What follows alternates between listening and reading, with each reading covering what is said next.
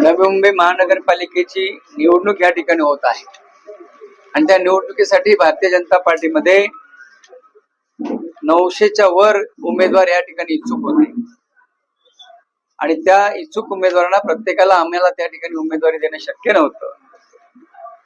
111 उमेदवारांना आम्ही त्या ठिकाणी तिकीट देऊ शकत होतो आणि मग काही कार्यकर्त्यांना वाटलं की त्यांच्यावर काही अन्याय झाला तर त्यांना वाईट वाटलं. या आम्हालाही त्याची कल्पना आहे. प्रत्येक कार्यकर्ता हा त्या ठिकाणी जेव्हा राजकारणामध्ये प्रवेश करतो, काम करतो, तेव्हा तो विशिष्ट अपेक्षेने त्या ठिकाणी काम करत असतो आणि तो त्यांचा हक्क आहे, ते स्वाभाविक आहे, आम्हालाही ते मान्य आहे. परंतु सगळ्यांनाच आपण त्या ठिकाणी सॅटिस्फाय करू शकत नाही, तिकीट सगळ्यांना मिळू शकत नाही. मग त्यातूनही काही त्या ठिकाणी आमचे कार्यकर्ते होते की ज्यांनी त्या ठिकाणी बंडखोरी केलेली आहे. त्या बंडखोरांची नावं आपण आपल्याकडे या ठिकाणी वाचून दाखवलेली आहेत. त्या बंडखोरांना आम्ही भारतीय जनता पार्टीतून वरिष्ठांच्या सल्ल्यानुसार त्यांना निष्कासित केलेला आहे. पुढे त्या ठिकाणी पुढचा निर्णय काय घ्यायचा आहे तो वरिष्ठ पातळीवर चर्चा करून आम्ही घेऊ.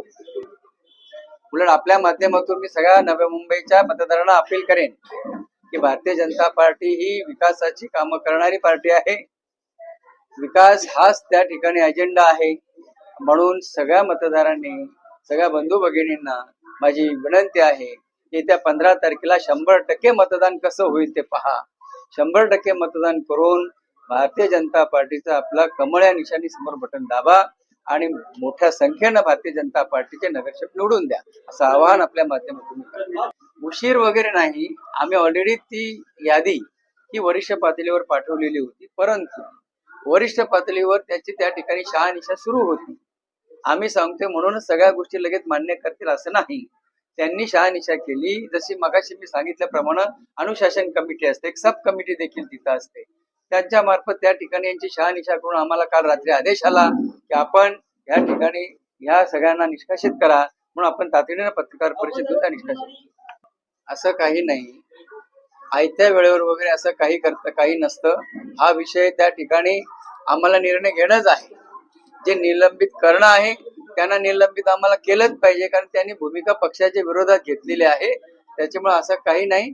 कधीही केलं तरी पक्षाच्या मतदारांवर, नवी मुंबईच्या जनतेवर आमचा विश्वास आहे. अजिबात त्या ठिकाणी कुठल्याही प्रकारचा मतदानावर फरक पडणार नाही.